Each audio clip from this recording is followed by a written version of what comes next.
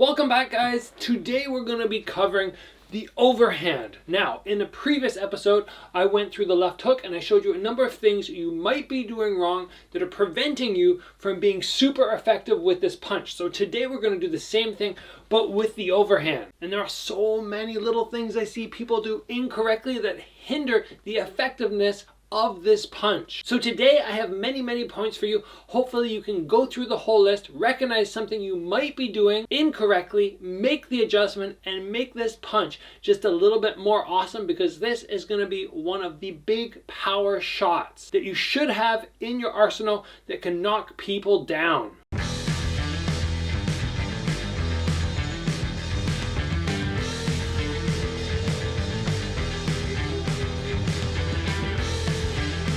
Alright guys, let's get Bob in the picture here.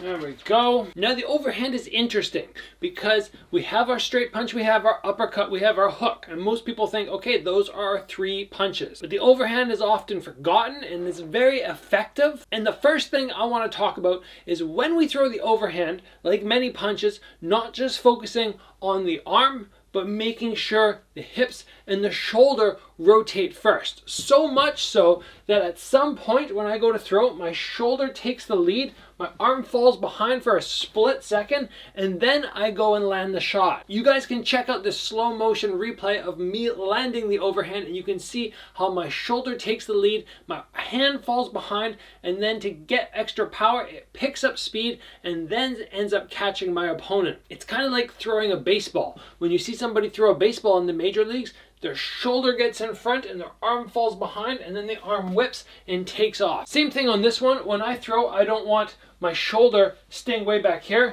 and just hitting with my hand. I want my shoulder taking the lead, my hips rotating, and then my arm at the end can follow. Try to be ultra aware, not only with the overhand that you're doing that, but with a lot of other punches. I twist first and then the arm can follow. Next up, guys, this punch is very unique in the sense that it comes from up to down. And if I hit my target and I always worry about stopping and pulling my hand back to my head, I'm going to lose power because I have almost like the advantage of gravity. I come up and then I drop down. I want to hit, follow through. Now there's 2 things I want to be aware of here. Number 1, if I follow through too much, I expose my head for far too long. So I don't want to come through and down, but I also want to make sure that I allow my hand to follow through, and right around this point, I start to draw it right back to my head to be defensive. But be very aware on this punch that gravity being on your side should allow you to raise up, drop down, and gain extra force, as long as you remember to follow through on your technique but not get too sloppy with it. Next up, guys, I want to talk about head position. Now, a lot of times when we throw punches, the reason we aren't successful is the first time we try, we get countered. We try a second time, we get countered, and we kind of lose hope or faith in our ability to utilize this punch. So because we're not throwing this really long, this is not a really long punch, we're coming from more in here, and because we're doing that, our head is within punching range. So it's very important that my head move off the center line when I throw. Anything that comes up the middle is going to end up missing. That is super important. And then from there, if a wide shot comes, I can roll out after. But remember, let your head weight follow the punch. If my punch is coming from right to left, my head goes from right to left. I drop a little bit more weight on my front leg, and then once I hit, I pull right back, through and back, through and back. Chin stays tucked at the same time. That's not something we really have to harp on, but just remember, chin tucked, look through the eyebrows, drop the head to the side. Which brings us to our next point, and that is what is the opposite hand doing. It's very important that we do not get round kicked in the head, or if somebody throws a big wide right hand, we are protected right here. So make sure, for the sake of your brains, that the right hand stays super snug to the head as you throw the overhand. This way, the entire left side of your face will never get tagged, and then all you have to worry about is the punch coming from this side. But like I just mentioned, We can roll out and under if needed, and the straight punches are going to miss because I moved my head off that center line. So overall, it's a relatively safe punch if you execute it correctly. Now guys, before we were talking about letting the shoulder take the lead, the hand stays behind for a split second and then I come into my punch.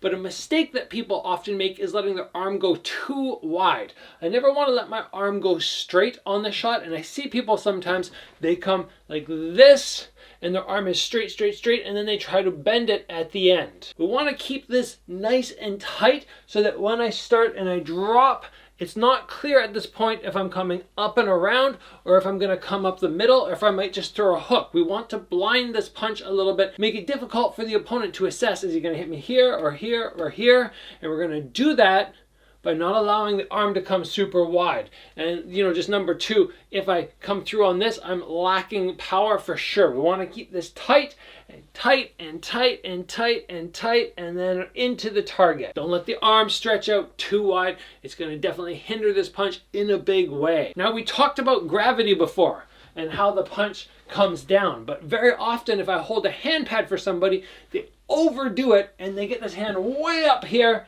and then try to drop down. So remember, we're not letting the punch come out wide, and we're also not letting the punch come way up and down. It's just very simply head height, head height, head height, slightly over head height for a second, and then the drop occurs. Should be very rounded. I'll turn this way so you guys can see a little more.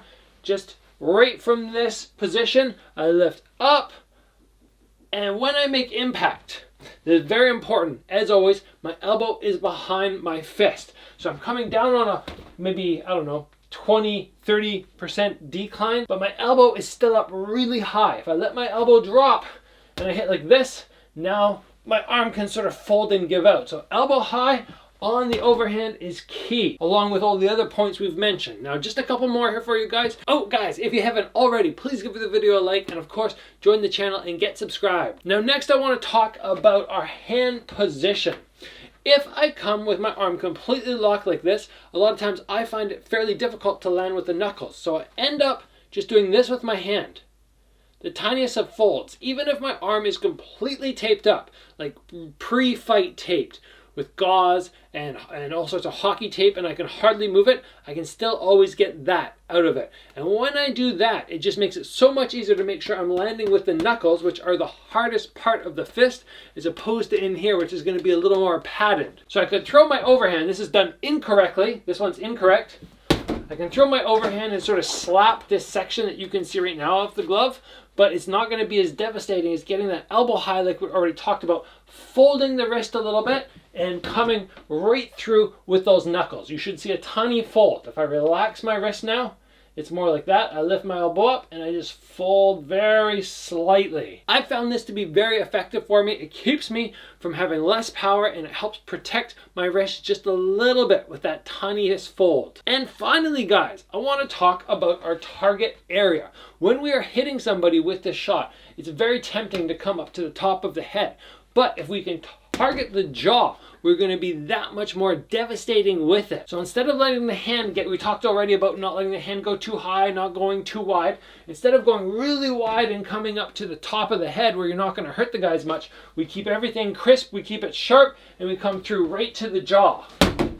Now guys, if you have a really hard bag, like that's not going to give whatsoever, you're going to end up practicing more like this. You hit and you pull, you hit and you pull. And that's a very, very good way to start off and practice like you're hitting somebody's guard, but you also want to practice hitting and aiming through. So make sure you sort of split your time when you practice this shot between bag work where you hit and you pull, and maybe shadow boxing or pad work where you aim right through and you make sure that your hand is not going too low, you're not throwing your head out of position. Just everything we talked about. I like doing both of these. The overhand on the bag is perfect. It's crispy, and then anything else, you're going to feel yourself just flail a little bit for a second and have to draw back. Very important to practice all elements of the shot to make sure you can pull it off. If you hit the guy in the jaw, and your hand goes right through and you get that big knockout, or if you go off the top of their head and you have to bounce right back and go defensive. Guys, I hope you enjoyed the breakdown of the overhand. Let me know in this series what you want me to cover next, mistakes you might be making that you can really crisp up your technique and make it that much more awesome. Do we want basic things like, the jab, front kick? Do we want to get into round kicks? Or do we want to start going in body shots or maybe spinning techniques? Let me know what your request is, and I'll be sure to get some more videos in this whole series underway. Guys, if you enjoyed the video, give it a like. If you have not already, get subscribed. Train hard, guys. I'll see you back here soon for another video.